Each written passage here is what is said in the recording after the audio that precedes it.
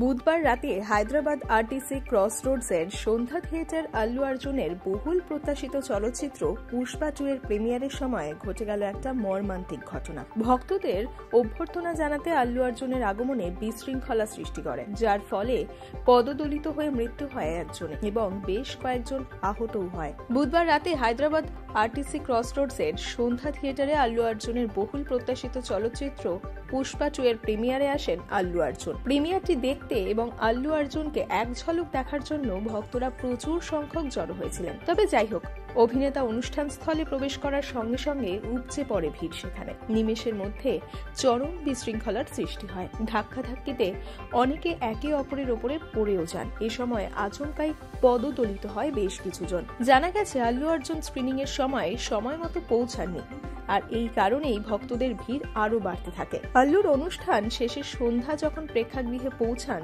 ভক্তরা তাকে দেখে অনিয়ন্ত্রিত হয়ে পড়ে। খবরে বলা হয়েছে, পরিস্থিতি সামাল দিতে ঘটনাস্থলে যত নিরাপত্তা ও পুলিশ সদস্য মোতায়েন করা দরকার ছিল, ঠিক ততটাই করা ছিল না। সাংবাদিক সুমিত ঝায়ের মতে, রেবতী নামে এক মহিলা, যিনি তার 9 এবং 7 বছর বয়সী 2 ছেলেকে নিয়ে এসেছিলেন, মর্মান্তিকভাবে পদদলিত হয়েই তারা প্রাণ হারান।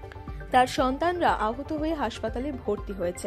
এক্স হ্যান্ডেলে পোস্ট করা এই দাবিটি কর্তৃপক্ষের দ্বারা যাচাই করা হয়নি, কারণ প্রাণহানির বিষয়ে কোনো আনুষ্ঠানিক নিশ্চিতকরণ এখনো পর্যন্ত কিন্তু জারি করা হয়নি। পুলিশ, যারা আগে থেকেই থিয়েটারে মোতায়েন ছিল, তারা অশান্ত ভিড়কে নিয়ন্ত্রণ করতে মৃদু লাঠিচার্জ প্রয়োগ করে হস্তক্ষেপ করে। সংঘর্ষে একজন মহিলা ও একটি ছেলে পড়ে গিয়ে আহত হয়। আহতদের দ্রুত নিরাপদ এলাকায় নিয়ে যাওয়া হয়, প্রাথমিক চিকিৎসা দেওয়া হয় এবং পরবর্তী চিকিৎসার জন্য হাসপাতালে স্থানান্তর করা হয়। সর্বশেষ আপডেটে দাবি করা হয়েছে যে একটি শিশু নিরাপদ এবং একটি বেসরকারি হাসপাতালে চিকিৎসাধীন রয়েছে, যদিও মহিলার দেহ ময়না তদন্তের জন্য গান্ধী হাসপাতালে পাঠানো হয়েছে।